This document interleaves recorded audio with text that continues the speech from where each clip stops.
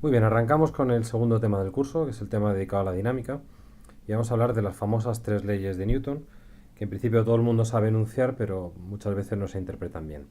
La primera ley es la que se conoce como ley de inercia, que básicamente dice un objeto que no está sometido a ninguna fuerza conserva su estado de movimiento. En la práctica es difícil encontrar situaciones en las que un objeto no está sometido a ninguna fuerza, pero bueno, hay situaciones que se le parecen. Por ejemplo, ya veremos cuando veamos sólido rígido que cuando tenemos una pelota que está rodando sin patinar, sin deslizar sobre una superficie y se mueve a velocidad constante, pues de facto no actúa ninguna fuerza neta sobre ese objeto. ¿Vale? Así que si está quieta, se seguirá quieta, y si se está moviendo, se seguirá moviendo con esa velocidad. Aquí tenéis una transparencia muy bonita sacada del Tipler. Me gusta especialmente porque ilustra bien esa idea de la ley de inercia. En este caso tenemos a esta chica montada sobre patines. La idea de los patines es, bueno, tratar de simular esa situación en la que no actúa ninguna fuerza sobre ella, que como digo, se puede conseguir en el caso del sólido rígido en ciertas condiciones. Bien, pues como veis aquí, tenemos una situación en la que la patinadora está con velocidad nula. ¿Vale? Si no hay ninguna fuerza que actúa sobre ella, y vamos a despreciar la fuerza de rozamiento entre las ruedas de los patines y la patinadora, mejor dicho, entre las ruedas y el suelo, y aparece una aceleración, esta persona no se entera de la aceleración, por tanto conserva su estado de movimiento. Como su estado de movimiento era estar quieta, pues seguirá quieta toda la vida. Así que como podéis ver aquí, si trazamos aquí una línea, veis que su posición no ha cambiado. Lo que ha cambiado es la posición del vagón de tren, ¿vale? Pero no ha cambiado la posición de la patinadora, ¿vale? Así que es un buen ejemplo. Este es otro ejemplo. Aquí tenemos un poco la misma idea. Imaginaos que inicialmente tanto el vagón como la patinadora se estuviesen moviendo. ¿De acuerdo? Eso significa que el estado de movimiento de la patinadora fuese tener la misma velocidad que el vagón. Bien, ahora imaginemos que el vagón empieza a frenar. Como empieza a frenar, empieza a disminuir su velocidad. ¿De acuerdo? ¿Qué es lo que ocurre? Que el vagón va cada vez más despacio. ¿De acuerdo? Veis que aquí tiene una cierta velocidad, bueno, que es cada vez más pequeña. Pero de nuevo, si nos fijamos en la patinadora, bueno, pues lo que vemos es, ¿vale?, que tiene una cierta velocidad. Como esto es tiempo y esto es espacio, bueno, pues la pendiente sería la velocidad. Y si os fijáis, esa velocidad es un poquito más grande que la que tiene si unimos el extremo izquierdo del vagón, ¿vale? Ese extremo izquierdo tiene que ver con esta velocidad que se va reduciendo, ¿de acuerdo? Y en cambio el extremo derecho pues tiene que ver con la patinadora. En realidad esto sería un movimiento uniformemente acelerado, o sea que lo he pintado así, pero esto se parecería más a una parábola, ¿de acuerdo? Una parábola invertida. Así que es otro buen ejemplo de la ley de inercia. Por último, si os fijáis en este otro ejemplo, lo mismo, la patinadora montada en el vagón, ¿vale? Ella se está moviendo con la misma velocidad que el vagón, que es esta velocidad de aquí, y ahora cambia la velocidad, pero no el módulo, sino que cambia la dirección, es decir, hay una aceleración normal, como ya hemos visto.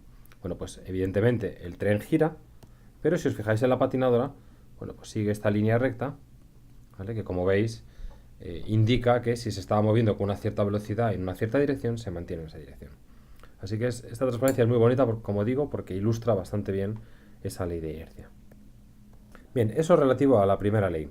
Para entender la segunda ley de Newton, vamos a entender primero el concepto de composición de fuerzas. ¿De acuerdo? Uno de los principios fundamentales de la mecánica es que las fuerzas se pueden superponer. ¿De acuerdo? Esto se llama composición. Para nosotros va a ser el famoso principio de superposición. Superposición. Y que vamos a estar aplicando prácticamente todo el curso. ¿De acuerdo? Y vale, de hecho, para toda la física de primero. En segundo veréis mecánica de fluidos, en el que no se cumple el principio de superposición. Pero bueno, para lo que nos afecta a nosotros sí. Y que significa lo siguiente: si tenemos un cierto objeto y este objeto está sometido a dos fuerzas, bueno, pues es como si estuviese sometida a una única fuerza, que es la suma vectorial de las otras dos. Así que cuando hablamos de la fuerza neta sobre un objeto, es la composición, la superposición de todas las fuerzas que actúan sobre él. Bien, y esto nos lleva a la segunda ley, ¿de acuerdo? La segunda ley nos dice, bueno, si tenemos un cierto objeto en el que hay una composición de fuerzas que nos da una cierta fuerza resultante, bueno, pues esto sería lo que vamos a llamar la causa del movimiento. Bueno, pues se crea un efecto que es la aceleración. Y lo que amplifica o lo que permite transmitir la causa al efecto es lo que vamos a llamar masa.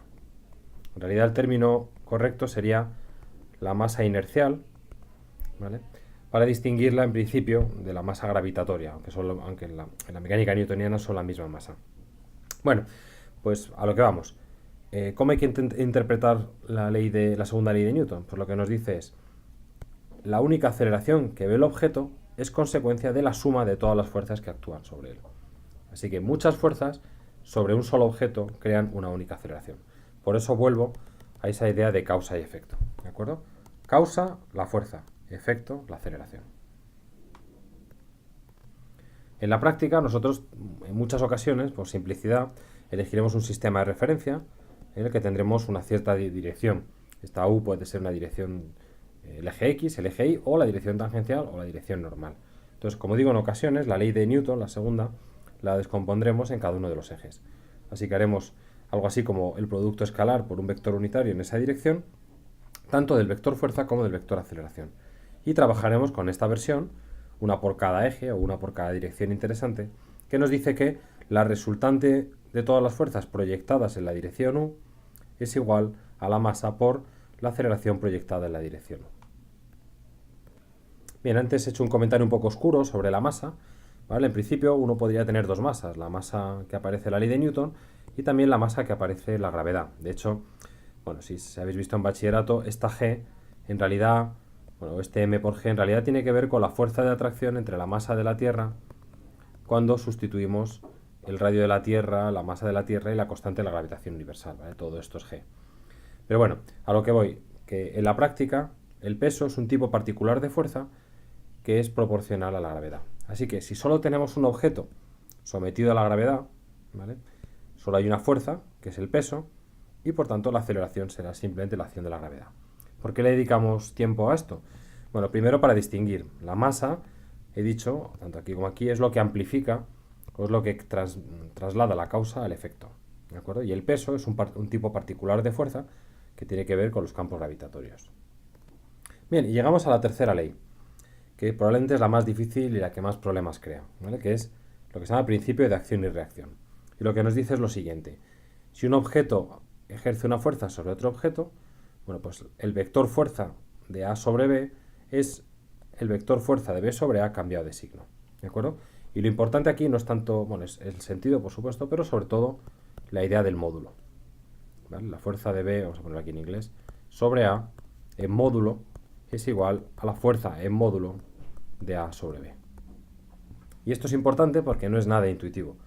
Por ejemplo, si alguien después de ver su examen de física se tira por la ventana y se estampa contra el suelo, bueno, pues la fuerza que ejerce el cráneo de esa persona sobre el suelo es igual que la del suelo sobre el cráneo, ¿vale? Y uno puede pensar, ¿cómo es posible? ¿Vale? Que yo muera, digamos, y el suelo apenas se entere. Porque, de nuevo, volvamos a la segunda ley, ¿vale? La fuerza es la misma, pero como la masa del suelo, de la Tierra en este caso, y mi cabeza son distintas, el efecto es completamente distinto. Así que una manera visual de recordar esta expresión, que a mí me gusta bastante, es escribirla así, ¿vale? Una única fuerza, ¿vale? Que esta puede ser la fuerza de A sobre B, vamos a ponerlo en módulo de nuevo, o la fuerza de B sobre A, es igual a una masa muy grande por una aceleración muy pequeñita, o puede ser igual a una masa muy pequeñita por una aceleración muy grande. Así que, poco intuitivo que las fuerzas sean iguales. ¿Por qué es poco intuitivo? Porque nosotros estamos pensando en el efecto, ¿vale? Yo paro en seco y entonces me estampo, porque tengo una masa muy pequeña, y la Tierra apenas se inmuta, ¿vale? Así que no confundáis la causa con el efecto. Muy bien, pues ya podemos poner juntas las tres leyes y pasar un poco a la acción. Si recordáis, tenemos como dos grandes ideas, ¿vale? Una es la segunda ley, que dice que fuerza es masa por aceleración. Un caso particular es la primera ley, que dice que si la fuerza neta es cero, entonces conserva su estado de movimiento, que significa que no hay aceleración. Por tanto, V es constante en un caso o cero en el otro, si ya se mantenía así, ¿de acuerdo? Y luego hemos visto la idea de superposición o composición. Superposición de fuerzas. Bien, pues si juntamos esas dos cosas, vamos a definir un concepto que va a ser el más importante quizá de todo el tema y de toda la dinámica, que es lo que se conoce como diagrama del cuerpo libre, o la abreviatura que utilizaremos en el curso por comodidad, que es simplemente DCL. ¿Qué es un DCL?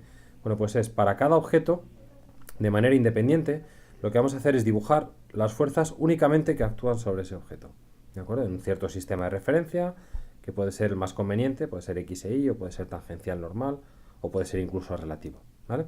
Pero lo importante es que este diagrama es el diagrama del cuerpo libre, que significa el diagrama del cuerpo de este único objeto. Así que, por ejemplo, imaginaos que yo tengo un diagrama que tengo este avioncito, y de ese avioncito tengo un péndulo colgando, ¿vale? Bueno, pues yo tengo que separar los dos cuerpos, ¿vale? El diagrama de la pelotita, del péndulo, sería este que tenemos aquí, ¿vale? Está viendo por un lado la tensión de la cuerda, ¿vale? Esta cuerda de aquí, ¿vale? Esta sería la tensión, y por otro lado está viendo la gravedad, ¿vale? Que es esta fuerza aquí, el peso.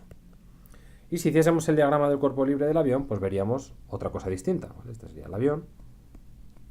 Veríamos la tensión, que por la tercera ley pues será la misma, ¿vale? Esta tensión va a ser igual que esta en módulo, solo que en sentido contrario.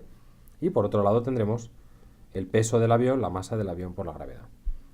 Así que cada objeto tiene su propio diagrama. Bien, vamos a ver un ejemplo.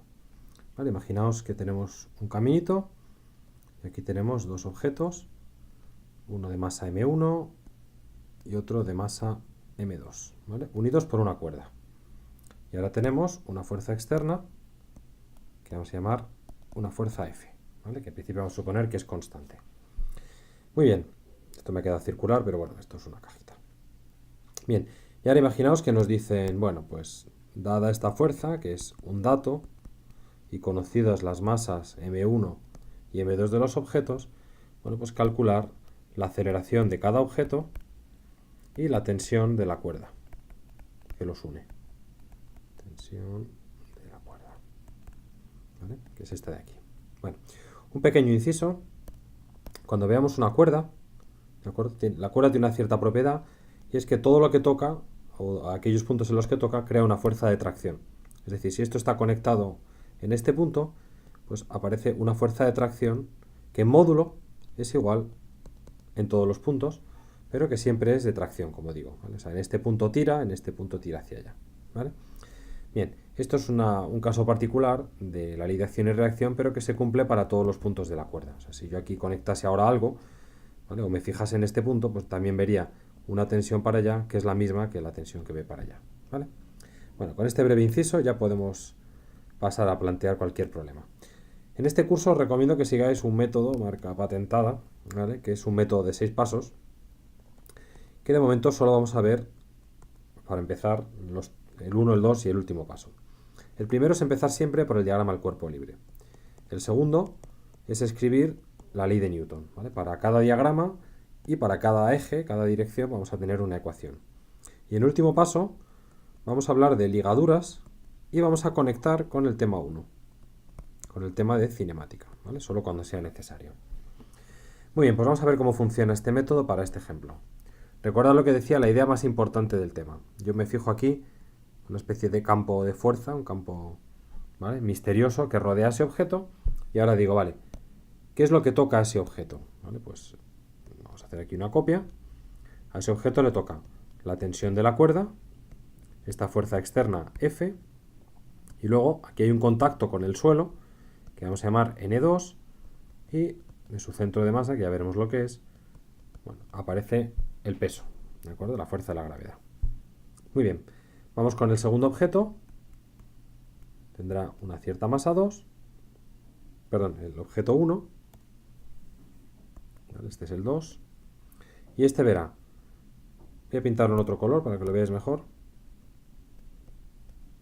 Va a tener la misma fuerza que he pintado aquí, pero tirando hacia allá, con el mismo módulo, ¿vale? Y ahora por otro lado tendrá un contacto con el suelo, su propio peso, y ya no actúan más fuerzas, porque fijaos, si yo rodeo esto aquí, yo solo estoy viendo esta tensión, el contacto con el suelo y la gravedad, ¿de acuerdo? Y ya habríamos terminado. Error frecuente, como decía antes, como esta fuerza está causando el movimiento de esa masa, ¿vale? Pues uno estaría tentado de añadir aquí la fuerza, ¿vale? Pero no, la fuerza solo actúa sobre el objeto que toca porque solo está tocando ese diagrama del cuerpo libre, ¿vale? Así que evitad esas tentaciones. Bien, esto sería nuestro punto 1, que es el diagrama del cuerpo libre. Punto 2, bueno, pues por cada objeto y cada eje una ecuación. Vamos a empezar por M1, vamos a poner aquí unas llaves y aquí tendremos qué pasa en el eje X ¿Y qué pasa en el eje Y? En el eje X, fijaos que solo tenemos una fuerza, que es la tensión. Así que esto será igual a la masa por su aceleración en el eje X. En el eje Y tenemos dos fuerzas, la normal y el peso. Así que esto será a su masa por la aceleración en el eje Y. ¿Vale? De momento voy a mantener como si no supiera que eso es cero, pero bueno, seguidme un poquito más. Vamos con la masa 2. De nuevo, descomponemos en qué es lo que pasa en el eje X y qué es lo que pasa en el eje Y. En el eje X tenemos dos fuerzas, ¿vale? Como el movimiento se acelera hacia allá, ¿vale? Yo considero que la fuerza es positiva y esa es negativa. Ya veremos luego comentaré qué pasa si nos equivocamos. Entonces, la resultante será esta fuerza positiva y esa negativa, igual a m2 por la aceleración de 2 en el eje X, y en el eje vertical, de nuevo, tenemos el contacto con el suelo menos la gravedad, igual a m2 por la aceleración de 2 en el eje Y. Bien, recuento de incógnitas. 1, 2, 3, 4, 5, 6 y 7. ¿Vale? Así que, en principio, parece que vamos de culo. ¿Vale? ¿Por qué? Porque solo tenemos 4 ecuaciones. Así que necesitamos más ecuaciones. Y eso nos lleva a este punto 6, que tiene que ver con las ligaduras. ¿Vale? Para entendernos, en general, esto va a tener que ver con las cuerdas y con la cinemática. Bien, ¿qué nos dicen las ligaduras? Pues cuando hay una cuerda, ¿vale? El movimiento de los dos objetos está ligado. Si este vuelve a ser 1 y este vuelve a ser 2, vamos a ver qué significa eso. Bueno, pues imaginaos que este se mueve 1 metro hacia la derecha. Bueno, pues como están ligados por la cuerda, este se moverá también 1 metro a la derecha. Si eso lo hace en 1 segundo, pues tendrá 1 metro por segundo. Y si lo hace acelerando, pues tendrá 1 metro por segundo al cuadrado. Entonces, ¿qué significa la ligadura en este caso? Que la velocidad del objeto 1 es igual a la velocidad del objeto 2 y que la aceleración del objeto 1 en el eje X, esto es el eje X también, es igual a la aceleración del objeto 2 en el eje X. ¿Vale? ¿Qué nos dice la cinemática? Que el movimiento es horizontal. ¿Vale? Estos vagones de tren, estos bloques se mueven horizontalmente. Y eso significa que no hay aceleración en el eje Y. ¿Vale? Así que aquí tenemos dos ecuaciones que nos dice que cada aceleración es 0 y aquí tenemos una nueva ecuación que nos dice que las dos aceleraciones son iguales. ¿Vale? A estas las voy a llamar, a esta aceleración, simplemente A. Así que este sistema, ¿de acuerdo?, lo tenemos que complementar con nuevas ecuaciones. Fijaos, aquí tenemos una que nos dice que esta es igual a esta y aquí tenemos otra que nos dice que las verticales, esta vertical es 0 y esta vertical es 0. ¿Vale? Así que tenemos una ecuación, 2 y 3, ¿vale? Esto es una definición. Así que tenemos aquí 4 ecuaciones que vienen de la segunda ley, una ecuación que nos viene de la ligadura y 2 ecuaciones que nos vienen de la cinemática. Alguno puede estar pensando, madre mía, qué forma de complicarse la vida, si era obvio que esto era igual que esto y era obvio que esto era 0. ¿Vale? Pues me parece muy bien, el que lo vea que lo haga, ¿vale? Pero yo prefiero ir paso a paso, ¿vale? Porque así nos podemos enfrentar a problemas más complicados. Como veis, aquí tengo 4 ecuaciones, más 1, más 2, 7 ecuaciones con 7 incógnitas. Así que en principio ya hemos hecho lo más difícil. Lo que queda ahora es resolver. Y para resolver, pues nos escribimos las ecuaciones abreviadas. Tendremos la tensión es M1 por A1X, que ya le hemos llamado simplemente A. Luego tendremos la normal igual a M1G. Fuerza menos tensión igual a M2 por la misma A que aquí, ¿vale? Era una de las ecuaciones, la ligadura. Y la normal 2 igual a M2 por G. No está de más nunca contar otra vez. Una incógnita, 2, 3 y 4. Estas no nos las piden, así que no me interesan. Por tanto, me voy a quedar solo con estas dos. Y tendremos la tensión es M1 por A. La fuerza menos la tensión es M2 por A. Y ahora ya, dos ecuaciones con dos incógnitas. Cada uno que resuelva como quiera. A mí me veréis muchas veces utilizar un pequeño truco que es combinar ecuaciones. En este caso, sumar. ¿Por qué? Porque por la tercera ley, casi siempre que aparece una fuerza interna, que es una fuerza que aparece en dos diagramas del cuerpo libre, aparece con signos distintos en las dos ecuaciones. Así que si yo sumo estas dos ecuaciones, lo que me queda es simplemente F igual a M1 más M2 por A. Y por tanto, ya podemos despejar la aceleración, que es nuestra primera incógnita. Será fuerza partido por M1 más M2. Y de esta ecuación despejamos la tensión, que nos va a quedar M1 por F partido por M1 más M2.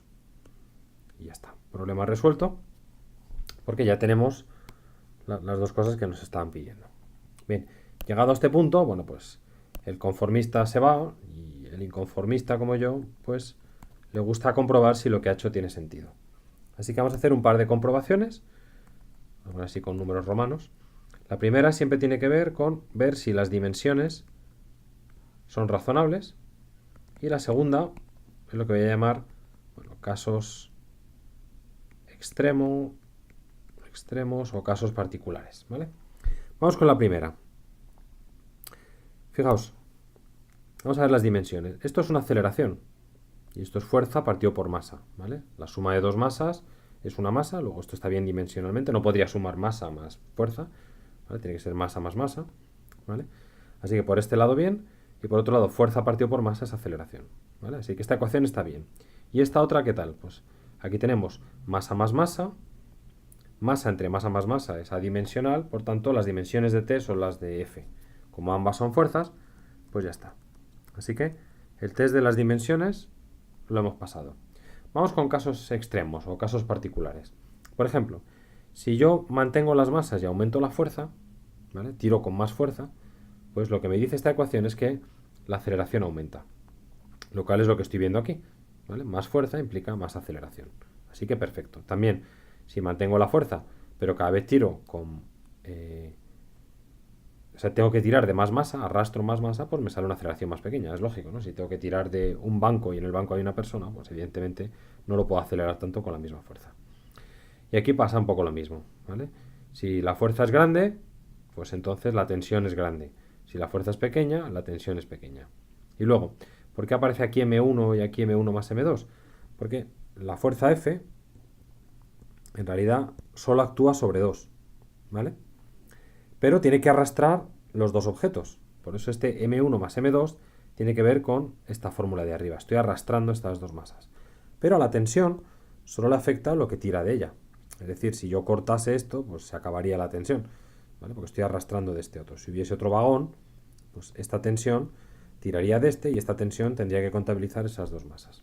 Así que también es consistente. Así que esto es un buen ejemplo porque es sencillo porque es un movimiento horizontal, pero tiene todos los ingredientes. En las próximas semanas, si entendéis bien este problema, todos los demás es un problema de álgebra de ecuaciones.